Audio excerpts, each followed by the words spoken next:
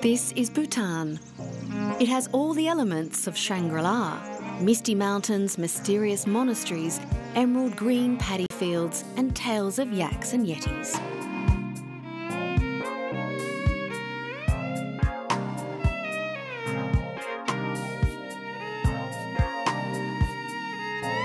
After years of control, the number of foreign tourists visiting Bhutan's spectacular conifer and rhododendron forests and hilltops adorned with fluttering Buddhist prayer flags is increasing. The Himalayan kingdom of Bhutan has been selling itself as high-value, low-volume tourist destination, consciously excluding the backpackers who roam neighbouring India and Nepal by insisting visitors spend at least $200 per person per day during the peak season. Hollywood stars like Uma Thurman and Cameron Diaz are reported to frequent Bhutan's boutique hotels, but it's mostly groups of elderly Americans or nature lovers who visit the country. Now the government of the remote Himalayan kingdom says it plans to increase the number of tourists to 27,000 in the next 4 years, but again the focus is on the high end. Bhutan is off limits to mountaineers. Its people believe the peaks are abodes of the gods and boast the world's highest unclimbed mountain, the 7,570-metre Gangkar Puensum. Most tourists head for the monasteries and fortresses, which dominate every district and host exotic religious festivals, where monks and laymen swirl in ritual dance in events that last several days in spring and autumn. Not many complain of the high costs. The experience is much more than what they pay for, although food quality is always at the top of the list of complaints by tourists.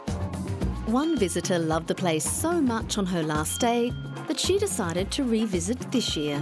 The people are wonderful, and you can feel the spirituality everywhere, and the landscape is as beautiful and untouched as anywhere I've ever been. I think it's beyond money in that what you gain from just being here and experiencing all the people, you can't put a price on that.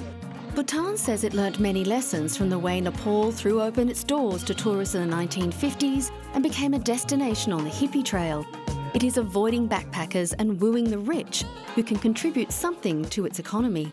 We don't want backpackers because, given the absorptive capacity of the country, with infrastructure problems, which is now slowly, disappearing. But in the past, we did not want to have these, hordes of, so-called backpackers who compete on spending less rather than leaving behind something, So they leave behind only their, the waste and their rubbish and hardly anything to the economy. These days, the price does not put off as many people as it did when visitors were first allowed in 1974. Especially when hotels, food, transport and a guide are included. Insofar as every journey that the guest comes to experience in Bhutan is unique to them. We very much try and customize their tour, their experiences, their expectations. We like to be able to say that our guests have something very unique when they come back. But Bhutan is slowly modernising and opening up to the outside world. The first car arrived in 1961. Television was finally allowed in 1999, and Shakira now dominates the discos of the capital, Thimphu.